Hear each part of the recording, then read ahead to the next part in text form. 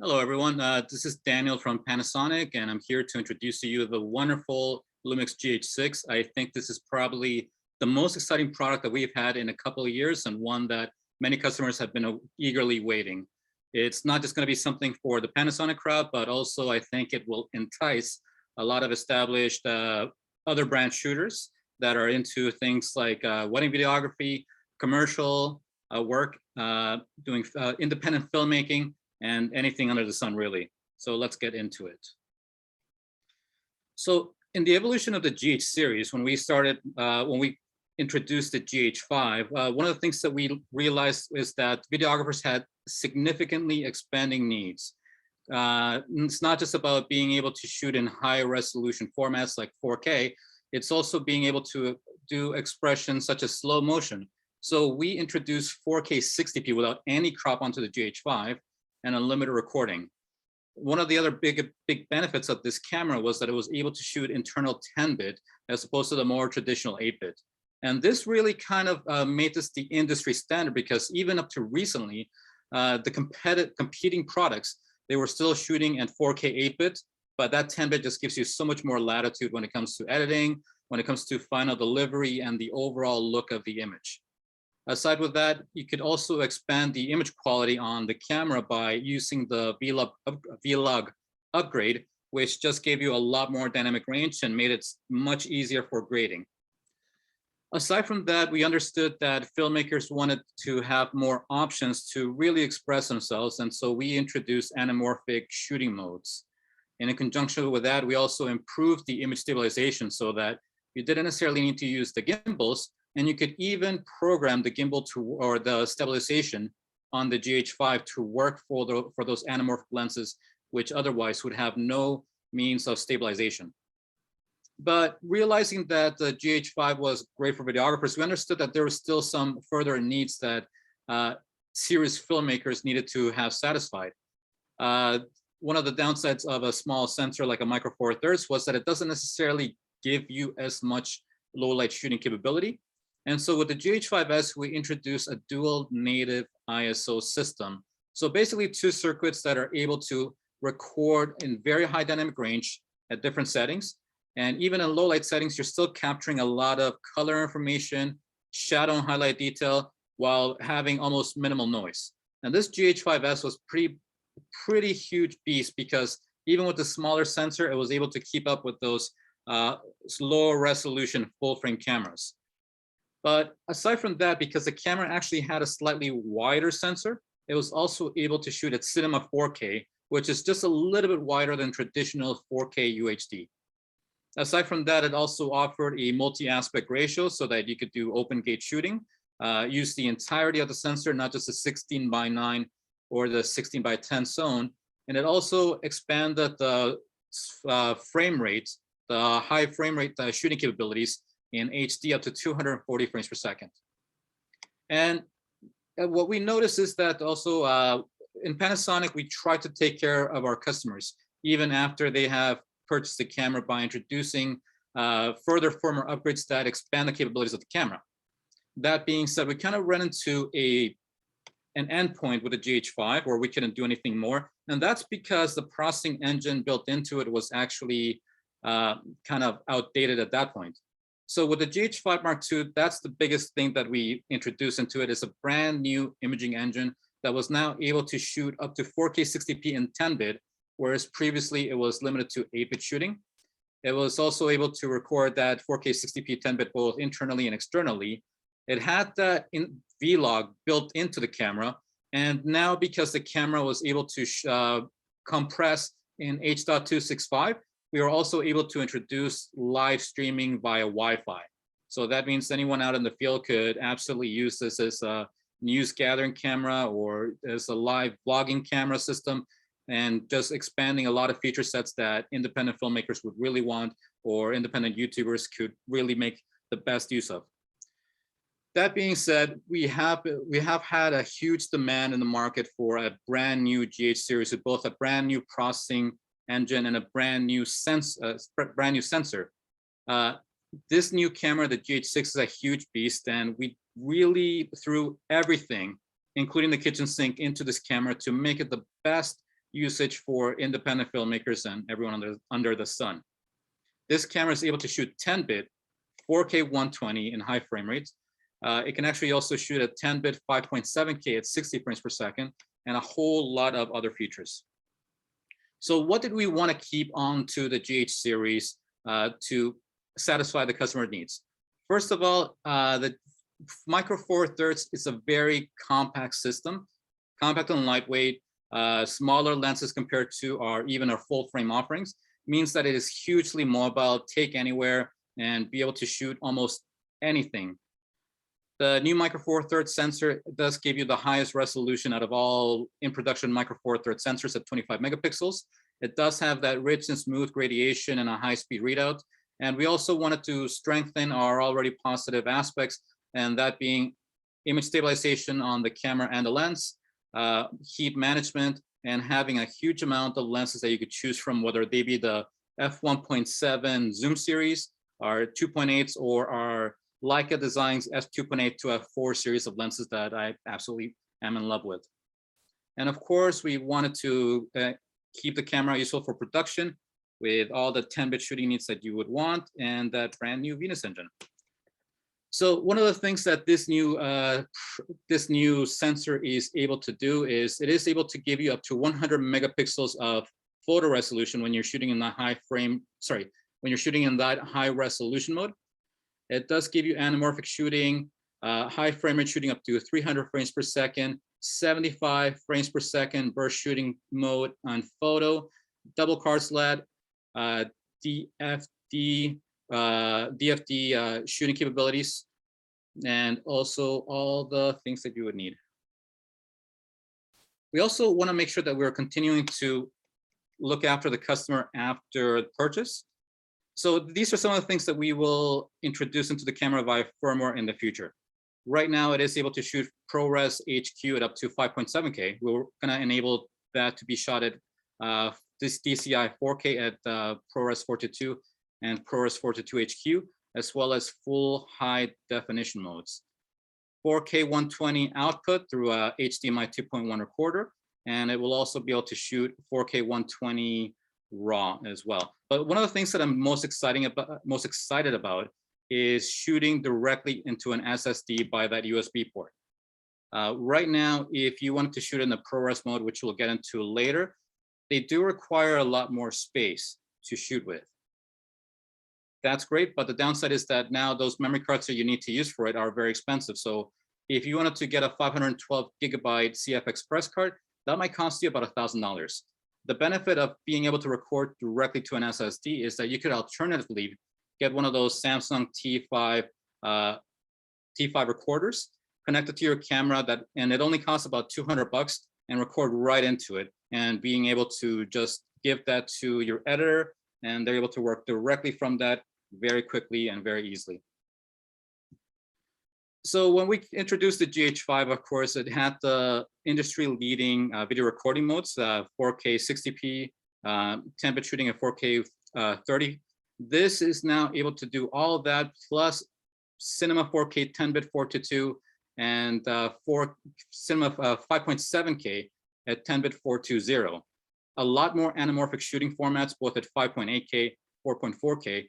But the thing that a lot of people are going to be very excited about is being able to shoot at Apple ProRes 422 HQ and Apple ProRes 422.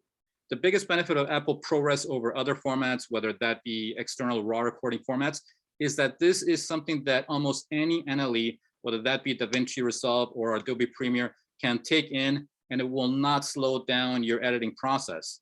When you are shooting generally with most recording formats, depending on the computer system that you're using, it will significantly slow it down so that even your frames are going to be dropping in your playback mode, and it's going to make it very difficult. You might have to think about buying a whole new computer system to be able to edit with the other recording formats. But with Apple ProRes, even if you have an older MacBook Pro, you will have absolutely no issues with it, and it's going to be able to grade very beautifully, and it's going to give you the best output possible, albeit with bigger file sizes. Of course, the full high definition 240 up to 300 frames per second, cinema 4K, and variable frame rate shooting mode. And these are some of the things that we'll talk about in one of the further slides. So the new 25 megapixel sensor, this is the highest resolution sensor available for Micro Four Thirds, and it does give you a low pass. It does not give you a low pass filter. That means that it will be able to record in richer detail, even though it's a Micro Four Thirds sensors. When using with the dynamic range boost mode, it can actually give you up to 13 stops of dynamic range. So this is very favorably competing with even full frame shooting cameras. And it's able to maximize on the portability aspect of the Micro Four Thirds system. Another great thing about this, though, is that now with the expanded dynamic ranges, we're actually able to introduce the full V-Log. This does not record in V-Log L, it's full range V-Log. That means that you're now able to actually match the quality of this camera directly with that of the Varicams that we have, also the S1H and the S5s, which are potentially more expensive and also a lot larger. So whether you wanted to use the GH6 as your A cam or as a B cam to match with that Varicam, you have absolutely no problems with that. Also, I wanted to mention that it does produce less rolling shutter. So even as you're panning, you're not going to see it very noticeable compared to other cameras in the industry. The new Venus engine that we introduced onto the GH6 is actually twice as powerful as our previously most powerful engine of the S1H. And that's into a smaller body. With that improved processing speed, what we're also able to do with this is we are able to improve the DFD, the focusing system, to the point that is almost, in my opinion, not very noticeable. It does detect and track subjects very quickly and easily. It's able to denoise, giving you that latitude for shooting in higher ISOs. And it also gives you that benefit of shooting directly from the USB-C port, which is going to be hugely beneficial in the future. Aside from that, we also wanted to maximize the capabilities of our image stabilization system. The GH5 already was phenomenal and industry leading at 5 stops. And even though a lot of our competitors, they do claim to give you 5-axis image stabilization, that's generally only during photo shooting mode. When they switch over to video, they'll only actually offer you 3 stops of image stabilization, and generally only to about three stops of that. The GH5 was able to expand that to 6.5 stops of image stabilization. We go all the way to 7.5 stops. And even that 7.5 stops is going to be just based on the IBIS that's built into the camera itself.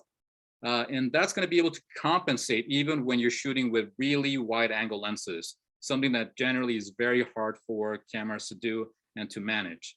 And if you have lenses that also have built-in image stabilization, when you get into that telephoto range, let's say with that 35 to 100 f2.8 zoom that we have, that's phenomenal. When you're shooting with that, it will seem like you're basically have it on a tripod. And something else that you can also do, if you really wanted to capture a scene that was far off, you could also enable the IS boost mode on the camera.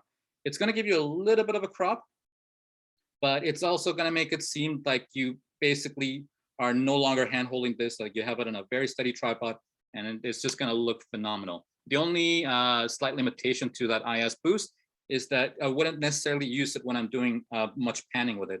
But other than that, it's a great feature to have ready for you. So another thing that both the sensor and that new processing engine is able to do is able to give you that real-time dynamic range boost. What the camera is doing from the image sensor is that it's actually recording both in a low ISO circuit and a high ISO circuit. The low ISO circuit is recording for saturation, and that high ISO circuit is recording to give you that really good shadow detail. And it's actually synthesizing that together all in real time so that you're getting the best of both worlds. The only issue with this is that the minimum recording, or there's actually 2 issues, is that it's going to be recording in V-Log at 2000 ISO. So that means that you might have to put a neutral density filter in the camera to be able to shoot under daylight conditions. I'd probably recommending a high quality neutral density filter to your customers so that they can take advantage of this benefit. The other issue with this is that it will only be able to record up to 60 frames per second. So once you start to shoot at 61 frames per second, it will no longer be available. But even that being said, you'll still have up to 12 stops of dynamic range in those higher frame rate shooting modes. But this is going to be phenomenal. I think it really offers you a lot more capability for grading, for post-production.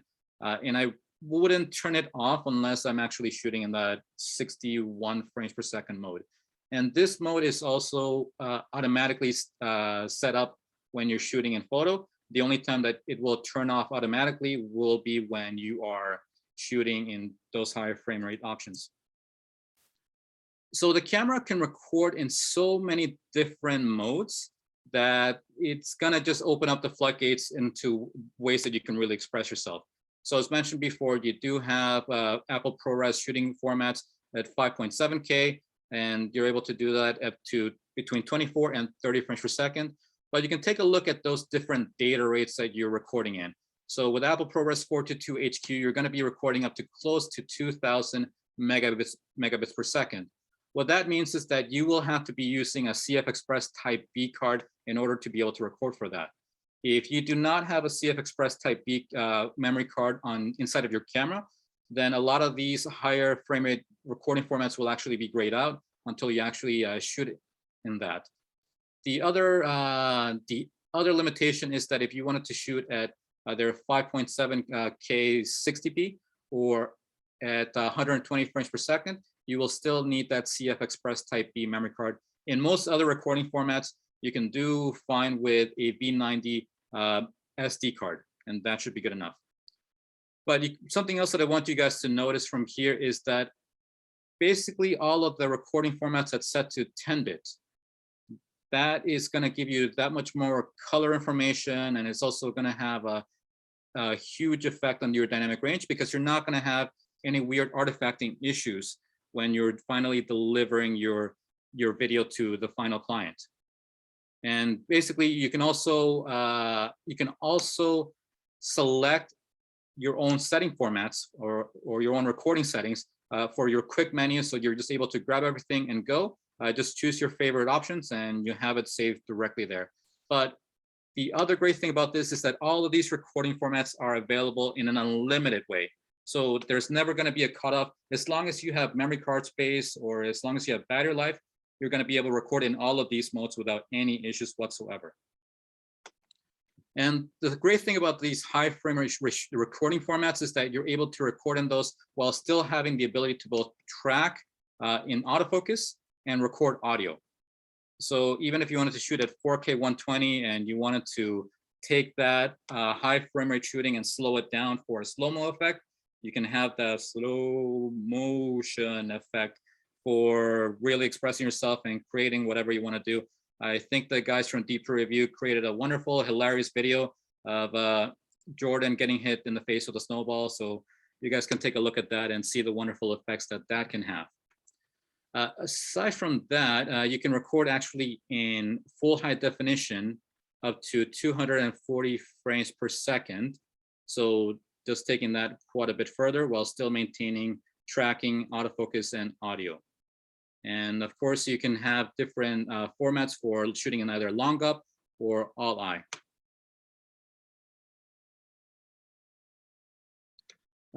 Sorry, I wanted to mention also another benefit of shooting in high frame rate shooting, even if you're not going to slow it down, is that you will be able to capture motion in a much more realistic way. It's going to look kind of like a video game, but it's going to make sure that you're not having any weird fuzzing effect.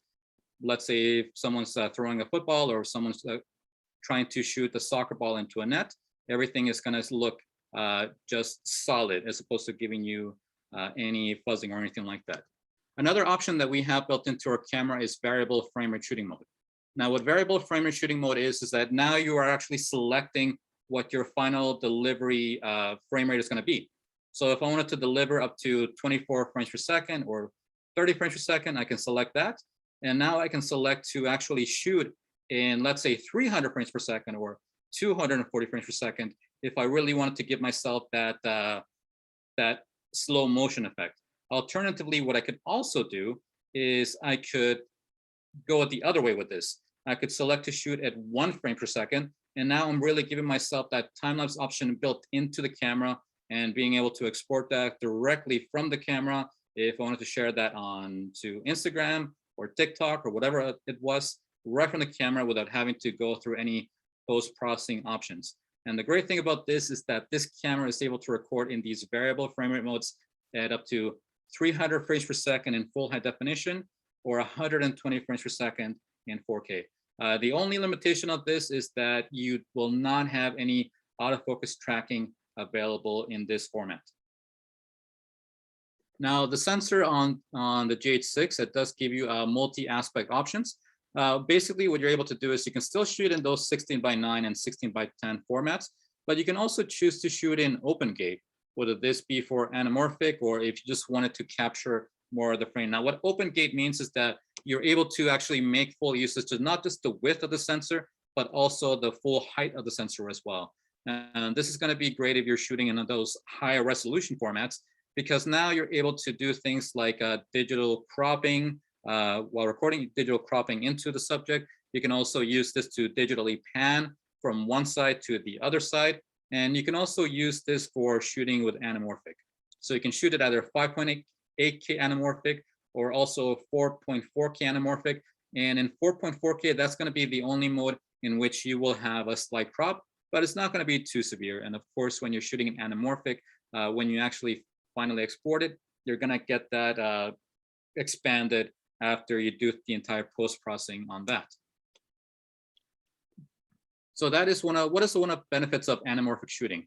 With anamorphic shooting, basically you're using a specialized piece of lens equipment, and you're basically scrunching it, you're crunching it together so that finally you're able to extract that and create kind of a panoramic effect. So even if you're using like a 50mm equivalent lens, that 50mm that's giving you that nice depth of field and it's giving you that nice look on the subject is still going to look even wide angle. And on top of that, it's going to give you some very nice aspects when you're looking at light sources, where it's going to give you that nice J.J. Abrams streaking effect. So you can really use that to just create a great atmosphere for your independent shooting needs. Now, two things that this camera is able to do with that anamorphic shooting is that normally when you're recording in an anamorphic format, your LCD will look like a scrunched up image. With the camera itself, it actually has an anamorphic de-squeeze option built into it. So you have an idea of what it will look like once you actually go through that post-processing work. And you can set that at 1.3, 1.33, 1.5, 1.8, and 2-time anamorphic squeezing. Aside from that, as I mentioned before, you can also select those options into how the camera will compensate for any image shake. So now the IBIS will know to compensate for any anamorphic movement. So you're able to actually move around with the camera and an anamorphic lens and just handhold that and shoot whatever it is that you need. You might want to get someone else to do the manual focusing, but it should be simple enough for your director of photography to work with. And as mentioned before, shooting in either 5.8K anamorphic or 4.4K anamorphic. So Apple ProRes is that, again, that industry standard. As I mentioned before, easy to record, easy to export, easy to work with, and everyone knows how to edit for it. So you can match it with other cameras, and it's going to look very familiar, and it's going to give you that great image quality. But one of the things that I wanted to also mention is that some people might wonder, why isn't Apple ProRes LT included? And one of the things is that the built-in editing formats that are on the camera, we find that they give you basically the same, or if not slightly better image quality than that Apple ProRes LT, but it's not going to give you that huge file size. So unless you really need to get higher quality or having a more industry-friendly imaging format, you can feel free to record just the standard vlog options, the standard shooting recording formats, and they're just going to work great. Another thing, yeah, that's it. The camera, it will be slightly limited from the outset. the camera can shoot up to HDMI 2.1 output. So unfortunately, right now, there aren't too many external recorders that are able to record onto this. So what you're actually able to record internally in the camera for the time being is going to be better than what you're able to record or output. So 5.8K is only available at this point in camera, 5.7K, also that 4K 120, it's only available in camera. That being said, if you did want to shoot in 4K 120, I do recommend getting that CF Express memory card. But why would a person necessarily want to have an external recorder? This is one of the things that I think that the camera is great at.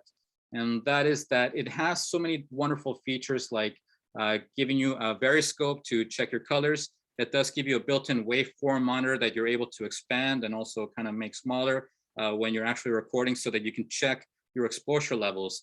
Because even when you're looking at an LCD and an external recorder, that can kind of lie to you a little bit depending on the lighting that's available around you and depending on the angle that you're viewing it at. So if you're able to just kind of look into that waveform monitor, you're making sure that you're getting the exact perfect exposure that you will need. And as I mentioned before, this camera will also be able to record externally directly to an SSD, which is going to make it a lot more inexpensive for you to be able to shoot longer in those, let's say, Apple ProRes options. The only real benefit that is available, that will be available to that external recording is whether you wanted to shoot external RAW, which comparing 10-bit to 12-bit, I don't think there's that much of a difference. I think 10-bit is looks great enough. And it's also going to be able to give you as much latitude as you really need. And it's just going to be, I think, the perfect medium of maximizing file size compared to image quality. So you can do without an external recorder, just like you can do without a gimbal when you're shooting with the GH6. Some of the video assist shooting functions that you have is that the camera, even when you're shooting vertically, the camera also records that metadata, letting the software, whether that be Instagram, know that you are indeed recording vertically, so it doesn't automatically adjust and export in a horizontal way.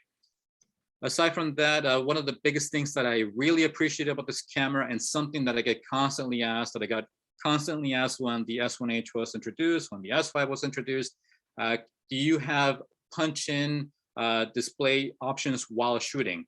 And for the longest time, that has been no. The answer is finally a resounding yes.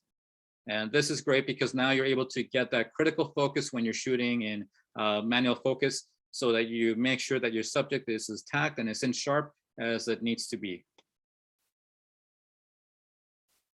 For the longest time, we have had the XLR1 option available. And the biggest benefit of that is that now you're able to shoot up to 2 different channels. So you insert those XLR,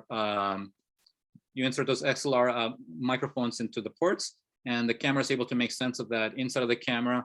You're also able to use that module to change the audio levels, and you're still able to monitor fairly easily. And it just gives you a lot more options to give you that higher quality audio compared to just your standard 3.5 millimeter port on the side of most cameras.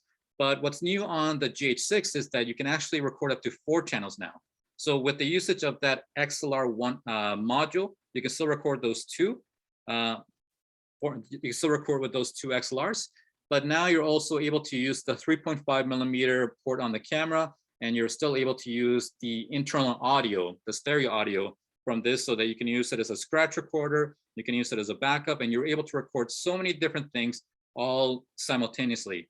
And it's not just the ability of doing that, you're also able to go into the camera and you can actually monitor the audio individually of each of the independent recording options. So, or I can monitor everything separately. So what this does is that now you don't necessarily have to grab one of those Zoom H4Q external recorders and then put everything together in post-processing. You can just have that all built in internally without having to do too much post-processing work after the fact. If you did want to go ahead and do manual focusing with the camera, there are a lot of assist mode options available to it.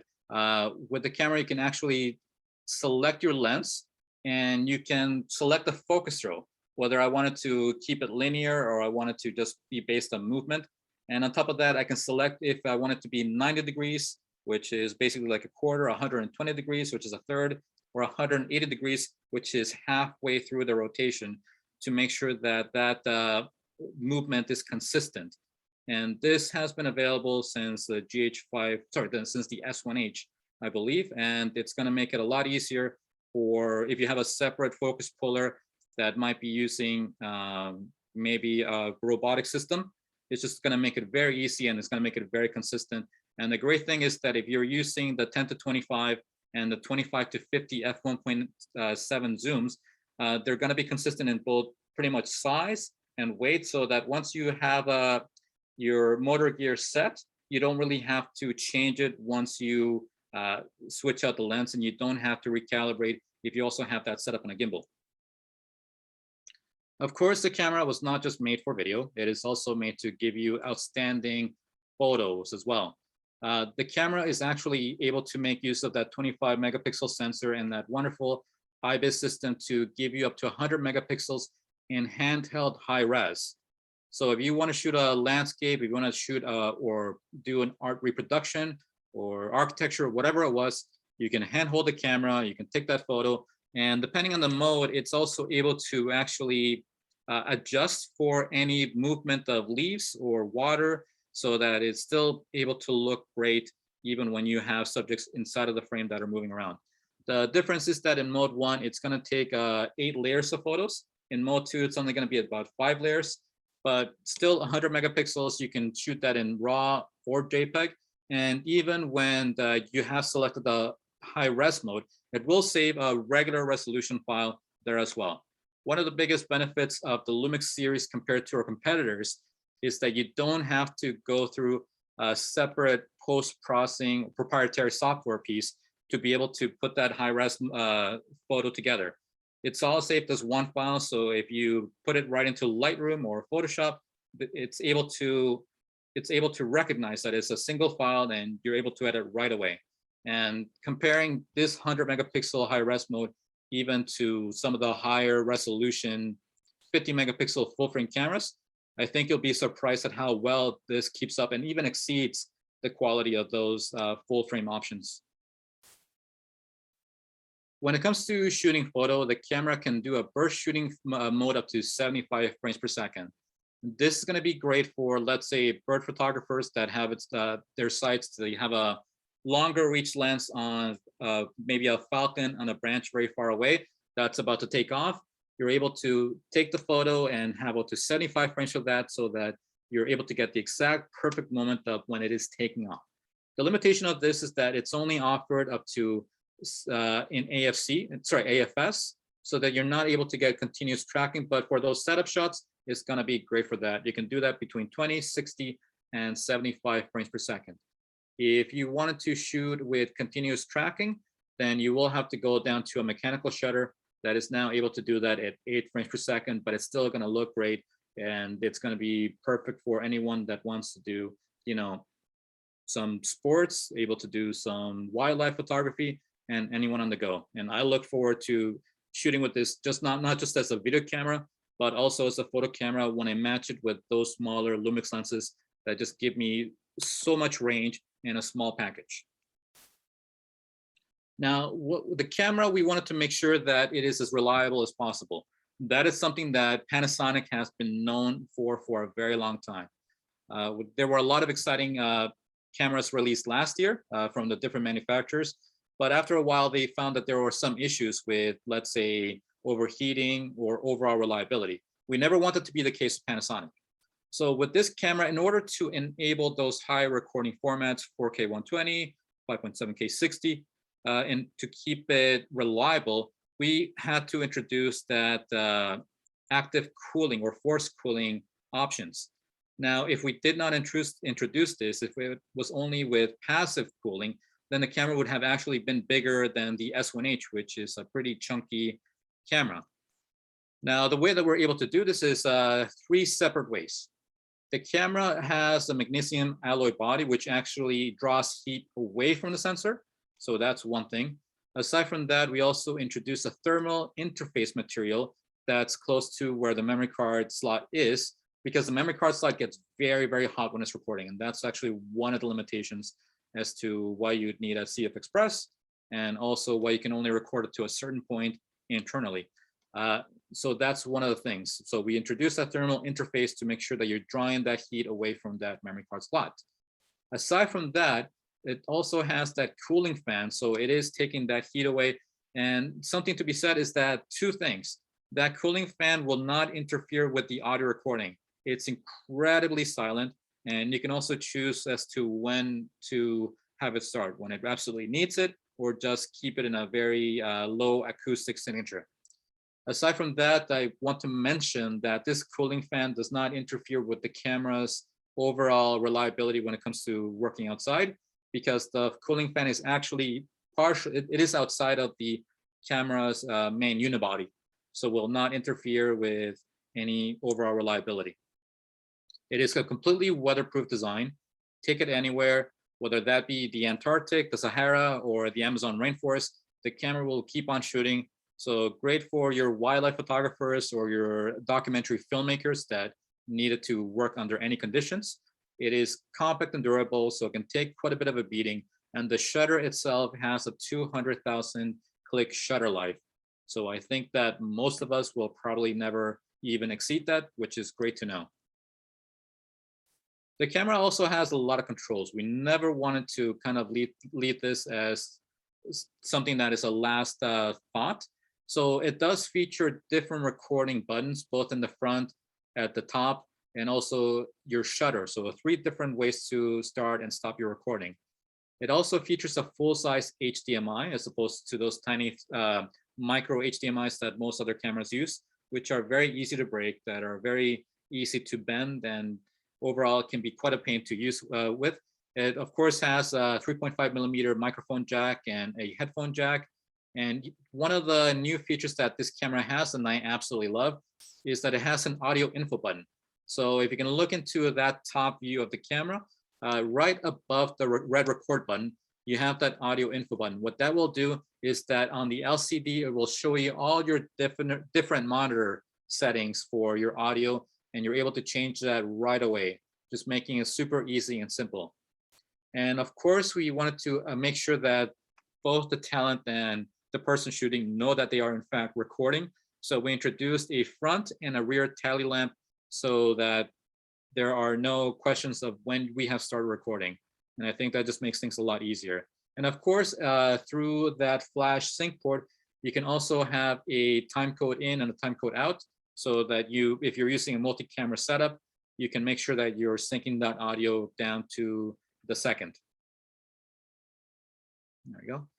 And as I mentioned before, we basically thought of almost everything that we could have thought with this camera. We even introduced on the bottom plate a pinhole for anti-rotation, so that it's not going to be swaying one way or another. I think we've all experienced that over time, and it can be a pain in the butt. So we're making sure that that doesn't happen to any GH6 owners. Of course, 1 memory card slot for the CF Express Type B, and a memory card slot for an SD card. We recommend the V90. That's going to be high versatility. CF Express Type B when you want those high recording formats. But what I look forward to the most is being able to record externally directly to an SSD. I think that's going to save a lot of people a lot of money. And of course, there are a lot of different cage systems made that even have a place to put in that external SSD. And I think that's going to make a huge difference for those independent filmmakers. That being said, we wanted to make sure that you're able to view the LCD monitor even under any conditions. So that's what we actually have it set so that it pops out while still giving you that variable LCD angle mode, so that it's not interfering with any HDMI or SSD cable management, and you're able to shoot in any angle that you need. And I also love this even when I'm just shooting photo. It's going to be useful for almost everything. And of course, as I mentioned before, the camera supports HDMI 2.1 format, which has a significantly higher data rate. So once we have those monitors that are able to accept that HDMI 2.1, you'll finally be able to record up to 4K 120p and also 5.7K 60p. And that USB C terminal that it has can supply your power. It allows for charging and is able to record directly to an external SSD. And of course, I don't want to leave out the ease of use that the Lumix Sync app has. You can, of course, transfer images directly from your camera to your phone, or use your phone as a remote control for the camera. But one of the exciting new things is that we are now able to actually do a firmware update directly from the app. So once that is available, you can just open up your app, connect to your computer wherever you are, and update the camera firmware directly from that. And I think that's going to save a lot of time for people. And you perhaps have experienced customers coming into your store because they don't know how to update the firmware. You can now assist them very quickly and easily, and I think they're going to be very happy with the ease of use of this app. And aside from that, you can also tether this camera directly to your computer if you're shooting both photo and video for recording. And you can actually connect up to 12 cameras at once. And you can individually control the settings and all the functions. And if you wanted to record, hit record on all of them. It's just going to be phenomenal for your multicam usages that you might need. So guys, thank you for joining me. Please, in the future, you can email us if you have any questions, and we hope that you sell plenty of these because it is a perfect camera for most users. So have a great day. Thank you.